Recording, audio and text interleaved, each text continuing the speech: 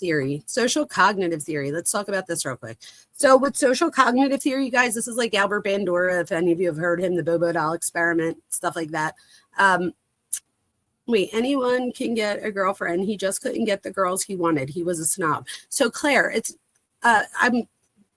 ironic that you say that, because that's what I was saying about Koberger, right? It wasn't that he couldn't get a girl. He just couldn't get the girl that he seemed fit for him. So if you guys look, that really pretty Asian girl that was so smart and she seemed so caring and stuff, like, she even goes to him to like help her when she thinks that her house gets broken into or her apartment, and here they think it was him.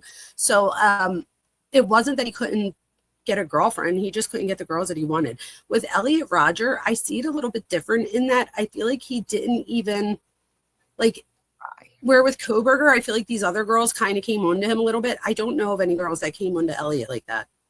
Mm-hmm. What do you think about that? I almost feel like he built this persona that never allowed him to have these girls, because I am sure there is some shy, introverted girl out there that would have found him attractive, where they could have had some commonality on some level.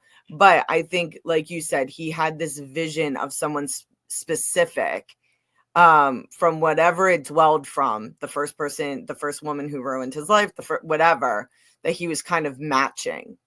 Yeah, so. That girl too, Maddie or whatever, that he was and that's another thing. So like, he just assumed that because he had like a play date, Maddie, growing up, that means she was like going to be into him or something. Like, I don't know.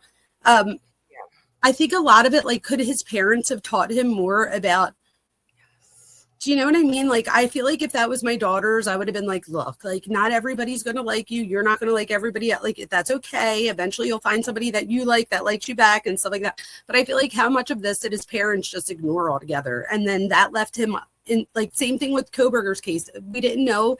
We still don't know so many details that people are just filling in the blanks. So I'm assuming that same thing's happening here too. He's filling in the blanks and nobody's really teaching him. Like his dad, and again, his dad didn't seem like a bad parent. He was just very busy and he was really stressed trying to make money to keep the family afloat and So I do think, that had a huge effect on him. Don't you think, like his dad being so busy and not being around? Oh, definitely. There seems to be a loss of authority somewhere within the dynamics.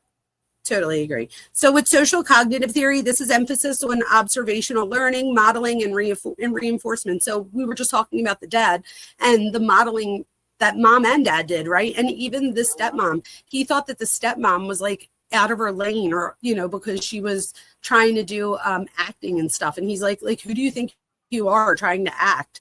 When it's like, wait, what? Like, so he just completely, he felt like, I don't know. What would you say about modeling for him? Because I just talked about his dad with modeling. So what would you add to that? Or like, I feel like I think this goes back to how we understand culture and society, because if we think about the modeling culture, people automatically assume all of those people are beautiful. All those people must be liked. All those people must be popular. They must also be living this best life. And if he ends up going that route, but that's not the experience that he's having, now, again, he's confused. Be like, now I can blame them double time, because you should be loving me because I look like this and I wear this and I do this and you're not. So it's you that's the problem. Exactly. And the fact that like he just, I don't know. Again, like I don't know. It's a shame that nobody ever saw his videos, because I feel like they were, talk about a red flag. I put that Rodger deeply engaged with online incel subculture, reinforcing maladaptive beliefs. So again, it's that feeling of getting validated by an outside group. And it's like, I'm not the only person that thinks this way. Like, see, there's these other guys out there. And I don't know if people know this, but the incel community was created by a female. So a female, you have to look it up. A female started the incel community, and then it like quickly like steered away from her story and focused in on, the males and stuff. Hi, Becky.